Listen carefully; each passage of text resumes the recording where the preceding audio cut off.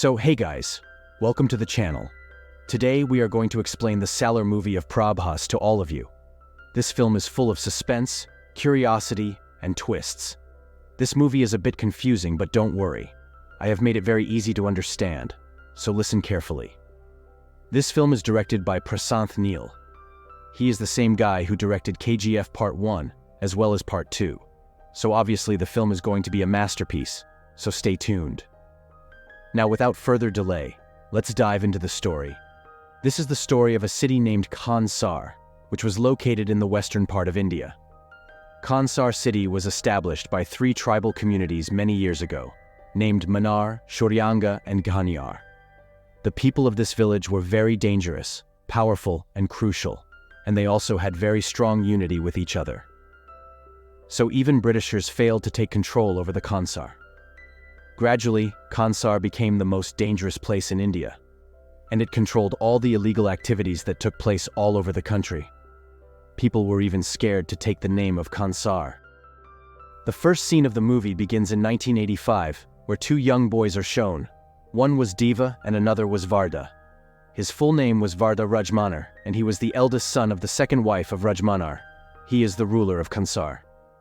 Deva was very angry because Rudra, he is the eldest son of the first wife of Rajmanar, was bullying Varda and had also taken his nose ring, due to which Varda was crying, because that ring was a mark of king's family members. So Deva went to Rudra and asked for ring, but Rudra said, "You won't get ring easily first. You will have to fight with my strongest wrestler. If you make him fall on ground, then I will give nose ring back to Varda." After hearing this, Deva, with using some strategies, defeated that man. The strategy was, when that wrestler will touch Deva, he will immediately touch the naked electric wire and get an electric shock, due to which wrestler will also get shock and fall down. And it happened the same. Deva won and took back Varda's nose ring. Through this incident, we can get an idea of their friendship bond, and also how much Deva was obsessed with Varda. Later that night, Deva is shown who was trying to protect his home because a few goons of the Manor community were coming to kill them. But when they were about to attack Deva and his mom, Varda came there and asked those goons to spare Deva's family because Deva was his best friend, to which those goons said that your dad, Rajmanar, had given us an order to kill all these people. If we didn't follow this order, we would be killed. By hearing this, Varda gives his hand bracelet to those goons and says to spare them. As Varda belonged to the king's family, he had a bracelet, but now he lost his power. Later in our story, we will know much details about that bracelet, and also, why did Rajmanar want to kill those people? Now Varda had successfully saved Deva and his mom, but he still knew that there was still danger for them, so he asked them to leave Kansar. While they were about to leave, Deva came to Varda and said that I could become a prey for you and could also hunt for you. Whenever you call me, I will definitely come to you.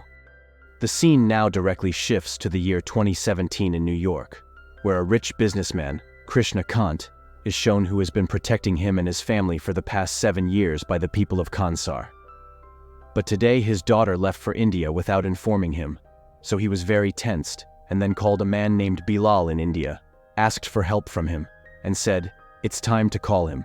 Only he can protect my daughter." Here, he refers to Deva.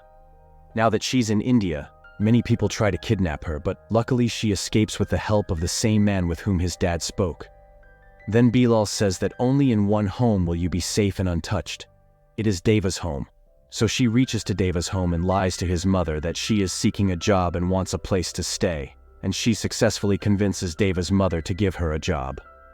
The girl lied because Deva's mother no longer wanted her son to enter the world of fighting, violence, and bloodshed. She wanted to keep him safe and away from all this. What was the relationship between Krishnakant and Deva? Why were those people trying to kidnap his daughter? Answers to all these questions will be disclosed later in our story. Meanwhile, a foreigner is shown who had to get his illegal goods delivered in Nepal, but, out of fear of the police and media, he contacts a man in India who was also a well-known gangster in Kansar, and he prints the seal of Kansar on those goods. This seal was so powerful that no one could even think of stopping those goods that had Kansar's seal on them. If anyone stops that seal, then the rule of Kansar was to kill those people who stopped that seal. Now that gangster leaves port and starts his journey, while he was on the way, he got a call from a woman from Hyderabad asking to kidnap that businessman's daughter. who is in a small village in Assam. Those goons reach there and kidnap that girl and put her in their truck. Deva was not there because he and his mom had left that village, but when Deva's mom saw that the girl had been kidnapped, she asked Deva to help that girl. Then, after getting permission for violence from his mom, Deva fired many bullets and bombs on those trucks, successfully stopped them, and saved that girl. He sends her somewhere far away, in a safer place, with Bilal. Meanwhile, it is also revealed that the creator of that seal is none other than Deva himself. Now Varda is informed that our trucks have been stopped. Varda was the ruler of the Kansar in the present time. To this, Varda replies that there is only one person who has the courage to stop our seal. It is Deva himself, and he also says that it is Deva's made rule that whoever stops the Kansar's seal will have to die. So guys, now a hint is given that a terrible fight between two best friends is going to happen. Either Varda will survive or Deva will survive. Now scene shifts to that girl. She was very confused, just like you all people are. And she asks hundreds of questions to Bilal. What is the relation between her dad, Deva, that woman, Varda, and Kansar? And also, why are they trying to kill her and her father? When did Deva and Varda meet, and when did they make this seal? The answer to all these questions will be disclosed later in our story. Now Bilal begins to tell her the past story of everyone, and even I am going to explain to you the same story because this is the rest of the movie, and all the answers will also be disclosed in this story. So, the story begins by describing the Kansar city, which I have already done in the beginning of the video itself. Even then, let me describe it now. As we discussed, this city was established many years ago by 3 communities, and they all together made a rule that if the main leader of the Kansar dies, then the next leader should be of a different community, not of the same community as the previous leader was. The leader of Kansar in the 1950s was Shiv Manar. He belonged to the Manar community. During the division of India and Pakistan, he went to Delhi and removed the name of Kansar from the map of India and declared that now onwards, no rules of India will be applicable to Kansar, but all rules of Kansar will be applicable to the whole of India. As they were very dangerous, no one had an objection to this decision of Shiv Manar. So, as the Kansar developed and became a rich city, Shiv Manar understood that in the future, people would surely fight with each other for power and money. Therefore, he wrote a book named Nibandan, which had all the rules and regulations that would be applicable to everyone. Shiv Manar divided Kansar city into 101 villages, and bracelets were given to the people. A small bracelet was equal to 1 village, and it was given to 61 peoples. A medium-sized bracelet was equal to 3 villages, and it was given to 8 peoples. They were called Sardar. The biggest bracelet was equal to 15 villages, and the main ruler gets this bracelet. Shiv Manar had this bracelet, and a single village was given to his useless son. Then one day in 1985, Shiv Manar passed away, and now is pair. The agreement all 3 communities had done before. The next leader of the Kansar will be from the different community, that is, Shouryaanga, not from Manar community, but Rajmanar, son of the Shiv Manar, had no intention of leaving his father's seat. That is why he did a very shameful act. He got all Shouryaanga killed overnight, and he gave 5 seats of Sardar for Ganyara. Community people, those were Bali, Gurung, Chika, Ranga, and Narang, so that a stability can be maintained, and remaining 3 Sardar seats were given to his family members itself. First one is Aum. He was the brother-in-law of Rajmanar. Second, Rudra. He was the son of first wife of Rajmanar, and third seat was given to his son-in-law. His name was Barva. He is one of the important person in our story.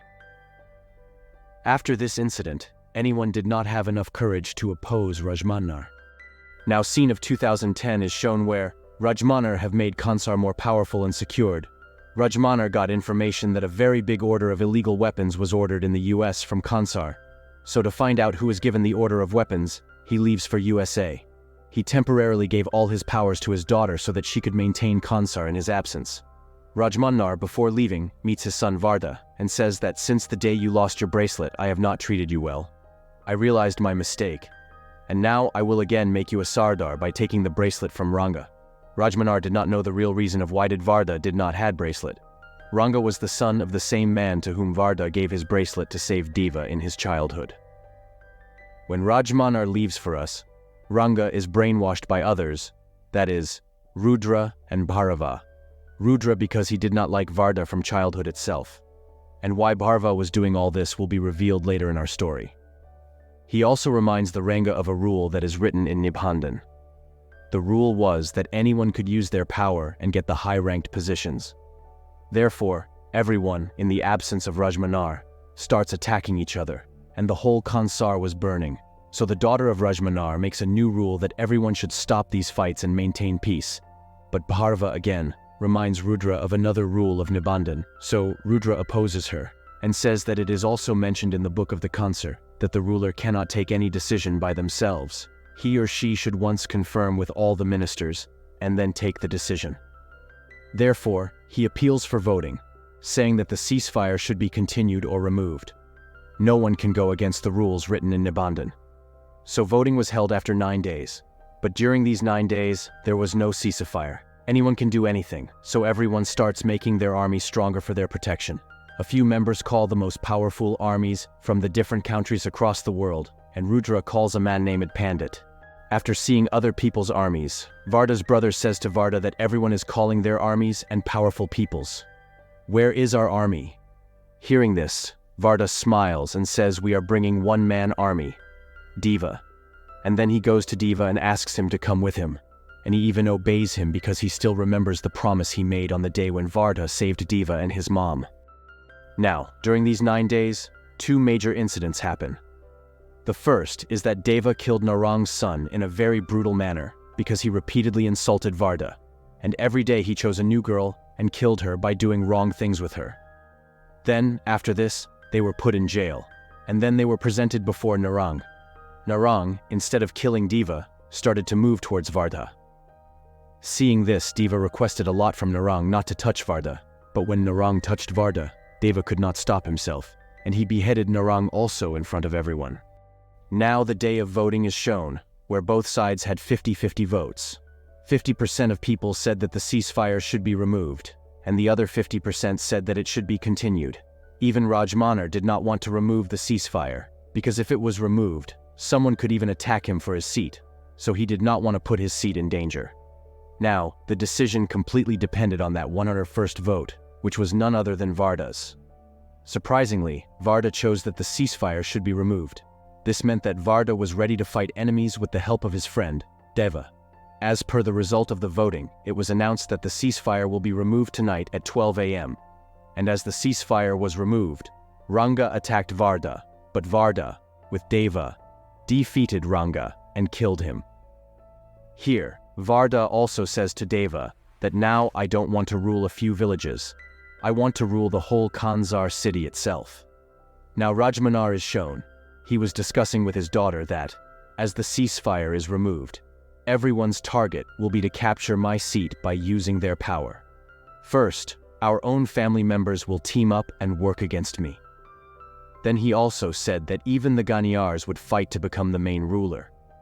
Rajmanar knew this because the weapons deal was done by one of the members of the Ganiyar community, Bali. And I knew Bali had also teamed up with other leaders of the Ganiyar community. Now a guy who was the younger brother of Parva is shown. He tried to kill Rajmanar, but he was caught, and now Rajmanar asks him why he tried to kill him. To this end, Parva's brother reveals a very big and shocking thing to Rajmanar. He says that he does not belong to the Manar clan. He is from the Shouryaanga community. The night when Manars were attacking on Shouryaanga, a few children were hidden in the drainage pipeline by their parents, and their parents sacrificed their lives for them. On that day, every child of the Shouryaanga community took a vow that one day they would destroy Manars. And from that day on, all Shouryaanga were waiting for the right time to attack, and now it is the right time because my brother Parva has successfully brainwashed many Manars, and they are fighting with each Uthar itself. He also revels a very shocking thing. The boy whom your son Varda saved in his childhood by giving his bracelet is also a Shouryaanga. He is the son of the man who was supposed to be the king of Kansar after Shiv Manar, but Rajmanar killed him. Here we can know the reason why Deva was protecting his home that night. Then Bhairav's brother says that for many years they were searching for him, but now he himself has come to Kansar. Oh my God. Guys, It was one of the epic and insane twists of the movie. Part 1 of Sallar ends with this scene, leaving behind many unsolved mysteries and a lot of suspense for the audience. So guys, I think that in the first half of Part 2, we will probably see the continuation of Bilal's story. We will see how Varda and Deva together took the king's place and how they re-established the Kansar. And we will also know many details about the seal and many other things. Then, after the completion of Bilal's story, now hear carefully because it could be confusing, the next half of Part 2 of Sallar will be the continuation of the first half of Part 1 of Sallar, i.e., the fight between Varda and Deva. These are just my assumptions. I am not 100% sure that Part 2 is going to be like what I said. So guys, we have successfully completed the explanation of Sallar Part 1. If you liked the explanation, then kindly show some response. Thank you.